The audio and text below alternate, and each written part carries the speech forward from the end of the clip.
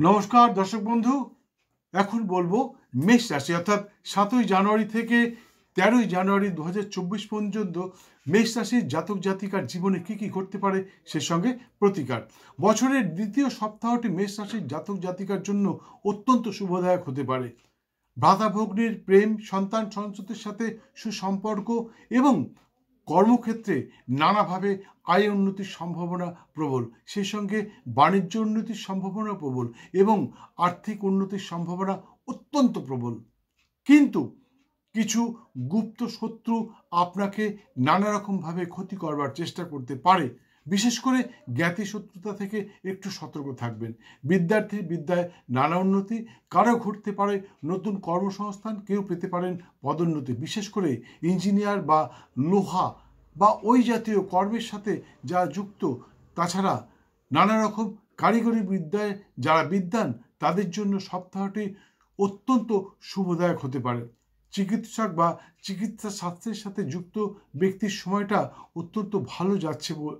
আগামী দিনেও নানা রকম ভালো সময় আসছে। চিকিৎসক বা চিকিৎসা শাস্ত্রের সাথে যুক্ত ব্যক্তি বলছি, আগামী দিনগুলো কিন্তু আপনাদের জন্য সত্যি খুব ভালো হতে চলেছে। তবে গুপ্ত সম্পর্ক থেকে অবশ্যই সতর্ক থাকবেন। গুপ্ত সম্পর্কের কারণে কিন্তু আপনার সামাজিক মর্যাদা বিপন্ন হতে পারে। প্রমোটিং বা রিয়েল এস্টেটের ব্যবসার সাথে যারা যুক্ত, যারা নিজের বাড়ি বা কনস্ট্রাকশনের কাজ শুরু করেছেন, তাদের জন্য সপ্তাহের শুরুতে শারীরিক অসুস্থতা দেখা দিতে পারে, কিন্তু বুধবার থেকে আবার সুস্থ হয়ে উঠবেন। দর্শক বন্ধু,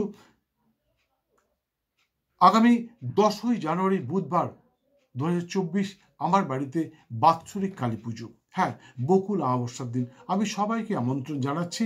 যারা পুজো দিতে ইচ্ছুক তারা স্ক্রিনে দেওয়া নাম্বারে ফোন করে নাম গোত্র লিখাতে পারেন। এবং আরেকটা কথা, আমি একমাত্র জানি না কে দেয় না দেয়, আমি কিন্তু আমার যজ্ঞে অন্যকে আহুতি দেওয়ার অনুমতি দিয়ে থাকি এবং বহু লোক আমার যজ্ঞে আহুতি দিয়ে তাদের মনস্কামনা পূর্ণ করেছেন। চট করে কোনো তান্ত্রিক তার যজ্ঞে কাউকে আহুতি দিতে দেয় না, কিন্তু আমি দিই।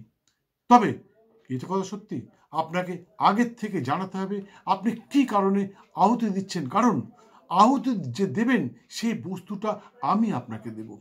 আপনি এসে আপনার ইচ্ছা মতন আহুতি দিতে পারবেন না। সেই সঙ্গে আপনাকে কিছু নিয়ম নিষ্ঠা পালন করতে হবে।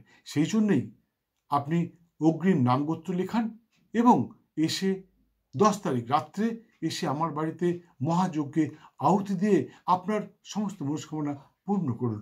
বন্ধু, আমি জানি আপনারা আমার ভিডিও দেখেন, সাবস্ক্রাইব করেন, শেয়ার করেন, লাইক করেন এবং প্রচুর ফোন করেন, অনেকে নানা রকম কমেন্টও করেন।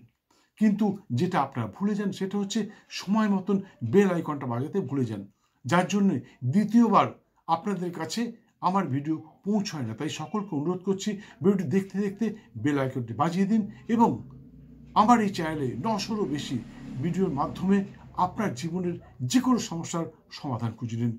মনে রাখবেন, ভাগ্য প্লাস চেষ্টা ইজ ইকুয়াল টু ফল। আপনার ভাগ্যে আছে, কিন্তু আপনি চেষ্টা না করেন তাহলে কিন্তু পূর্ণ ফল পাবেন না।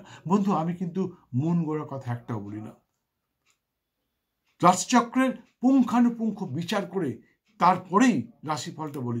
গত 2 সপ্তাহ আমি ঠিক সময় পাইনি, যার জন্যে রাশিফল বলতে পারিনি। যাই হোক, মেষ রাশির জাতক জাতিকার জন্য শুভ রং সাদা এবং নীল, শুভ সংখ্যা 2 এবং 8। এছাড়া সর্বক্ষণ একটি লাল রঙের রুমাল ব্যবহার করতে পারেন। সেই সঙ্গে প্রতি মঙ্গলবার নিরামিষ আহার সহ ব্রহ্মচর্য পালন করে মাতা শ্রী শ্রী বগলার পুজোয় মাকে তুষ্ট করতে পারলে আপনাদের জীবনের সমস্ত বাধা বিড়ম্বনা দূর হবে, সেই সঙ্গে সমস্ত ক্ষেত্রে সফল হবেন, এতে কোনো সন্দেহ নেই। পূজা পদ্ধতি এখানে বলতে পারছি না।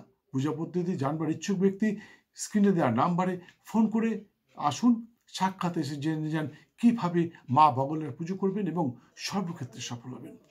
ভিডিওটি সম্পূর্ণ দেখার জন্য অসংখ্য ধন্যবাদ। ভালো লাগলে একটি লাইক দিয়ে বেল আইকনটি বাজিয়ে দিয়ে সঙ্গে থাকুন। আবার দেখা হবে আগামীকাল দুপুর ঠিক 11টায় অন্য আরেকটি ভিডিওর সাথে। সপ্তাহটা আপনার খুব ভালো যাক। জয় মা।